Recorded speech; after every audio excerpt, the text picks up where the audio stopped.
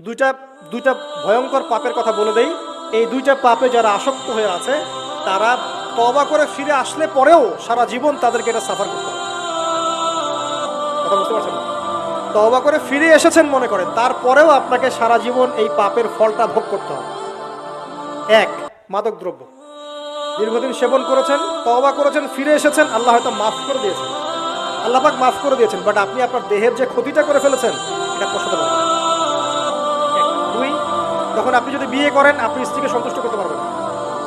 হ্যাঁ। দুই নাম্বার হচ্ছে এই যে গোপনে যুবকরা যে পাপটা করে, মাস্টারবেশন, যেটাকে আমরা বলি হস্তমৈথুন, এই পাপ যেসব যুবকরা করছে বা করে, এবং অ্যাভেলেবেল এই পাপটা সবাই করে, কারণ এখন পর্নের যুগ, পর্ন দেখলে তো আর কোনো উপায় নাই, তখন তো এই পথেই যেতে হচ্ছে, নিজের উপরে নিজেকে জুলুম করতে হচ্ছে। যারা হস্তমৈথুন অভ্যস্ত হয়ে গেছে এরা যদি তওবা করে ফিরেও আসে, শরীরের যে ক্ষতিটা হয়েছে এটা পূরণ হবে না।